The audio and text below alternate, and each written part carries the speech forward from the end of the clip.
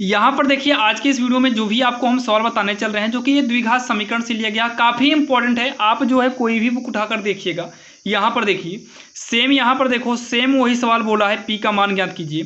फिर से वही सवाल दिया है, पी का मान ज्ञात कीजिए, जो कि ये 19, 23, 24 में पूछा गया, 19, 20। फिर यहाँ साइड में देखिए तो के का मान, यहाँ पर साइड में जितनी भी सवाल आपको मिलेगी सब का सब आपको इसी मॉडल की सवाल मिलेगी।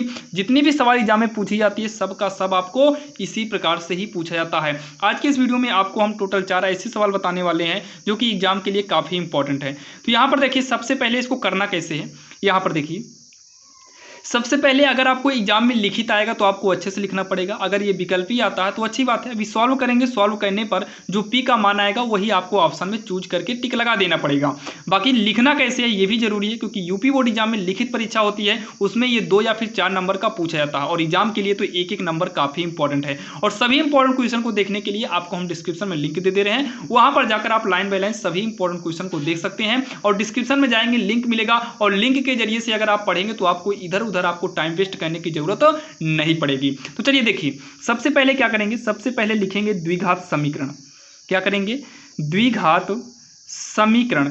क्या है समीकरण, x square plus 2x minus P equal 0, ये हमारा समीकरण है। बोला है एक मूल -2 है। मूल का मतलब होता है कि समीकरण से जो यक्स का मान निकल कर आता है गुणनखंड करके, वही आपका मूल होता है। जैसे आपने चैप्टर 2 में शून्यक पढ़ा था, वैसे शून्यक को ही मूल बोलते हैं। शून्यक यानी कि यक्स का मान जो आता था वही शून्यक, तो यक्स का मान ही ये होगा, यानी कि यक्स बराबर -2 हो जाएगा। यहाँ पर आप चूकी लगा देना।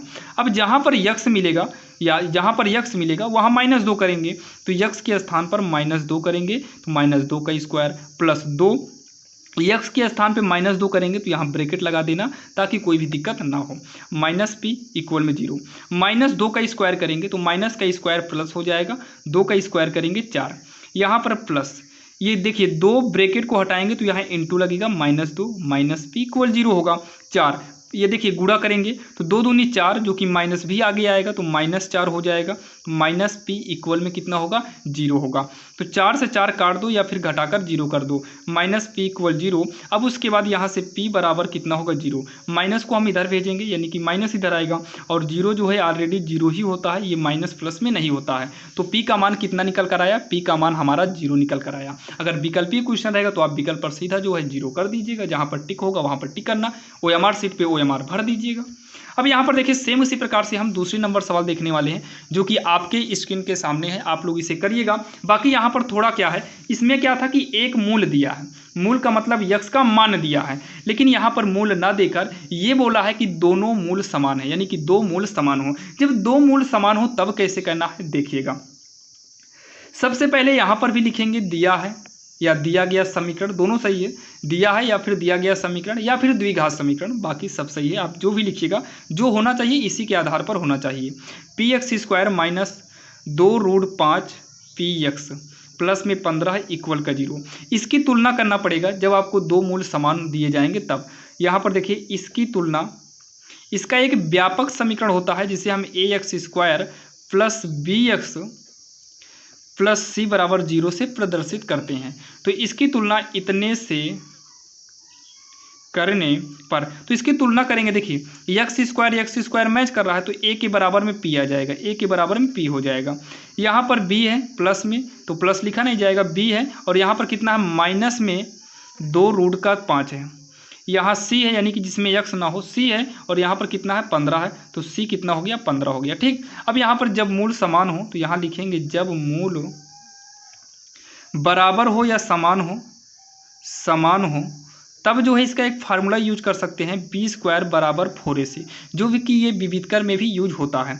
तो बी के स्थान पे कितना है, -2√5 का, अब यहाँ स्क्वायर लगा है तो इसका भी हम स्क्वायर कर देंगे, बराबर 4 गुणे ए है, ए के स्थान पे कितना है, पी, और सी कितना है, 15 है।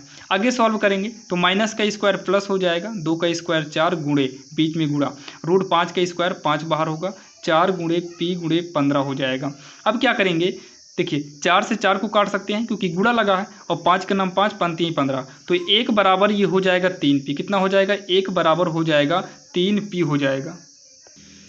अब यहाँ पर थोड़ा सा देखिए, यहाँ जो किए हैं, यहाँ यक्स था तो यक्स मिला था, तो -2√5 यहाँ पर p है, तो यहाँ पर भी हम p करेंगे यहाँ पर, तो यहाँ पर भी पी हो जाएगा और यहाँ पी स्क्वायर हो जाएगा। ठीक, तो यहाँ पर अभी पी स्क्वायर बचेगा। अब जो है पी स्क्वायर मतलब 2 बार पी है, तो एक बार पी से एक पी कट जाएगा और पी बराबर कितना आएगा, 3 आएगा। थोड़ा यहाँ मिस्टेक हो गया था, बाकी पी का मान कितना आएगा, 3 आएगा। इस तरीके से आप करेंगे। जब मूल समान दिया होगा तो ये वाला फार्मूला काफ़ी जरूरी होता है। बाकी आपको दोनों रूल समझ में आया होगा। तो चलिए एक एक सवाल दोनों पर हम और देख लेते हैं। तो चलिए सबसे पहले हम जो तीसरा नंबर देखेंगे ये मूल समान है, इसी पर देख लेते हैं। ठीक, ताकि आपकी प्रैक्टिस हो जाएगी और एग्जाम में कोई भी दिक्कत नहीं रहेगा। तो सबसे पहले यहाँ पर जो द्विघात समीकरण दिया है उसको लिखेंगे द्विघात समीकरण। द्विघात समीकरण कितना है, 2x square minus 5x plus में k इक्वल 0 है। मूल समान है, तो जब मूल समान होता है तो यहाँ तुलना करने पे जो निकलेगा, यहाँ से a निकलता है, अगले नंबर पे b निकलता है -5 और अगले से c निकलता है k। तो मूल समान हो तब फार्मूला, मूल समान हो या फिर बराबर, दोनों एक ही चीज़ है। मूल समान हो तब क्या हो जाएगा, b स्क्वायर बराबर का 4ac।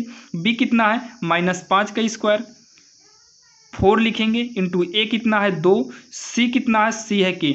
तो 5 का स्क्वायर करेंगे कितना हो जाएगा, 5 25, 4 दूनी 8 k हो जाएगा। ठीक, और यहाँ से k का मान निकालेंगे 25, 8 का पक्षांतर करेंगे तो कहाँ आएगा, बटे में आ जाएगा।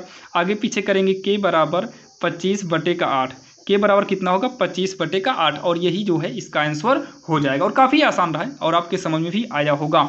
अब यहाँ देखिए सवाल नंबर 4 जो है ये पहली मॉडल पे आपको दिए हैं। तो इसको कैसे करेंगे आप लोग कमेंट बॉक्स में बताइए k का मान कितना आएगा। तो सबसे पहले द्विघात समीकरण लिखेंगे। द्विघात समीकरण क्या है, x square minus 2kx minus 6 equal 0। एक मूल कितना है, 3 है, एक मूल 3 है, इसका मतलब x बराबर कितना हो जाएगा, 3 हो जाएगा।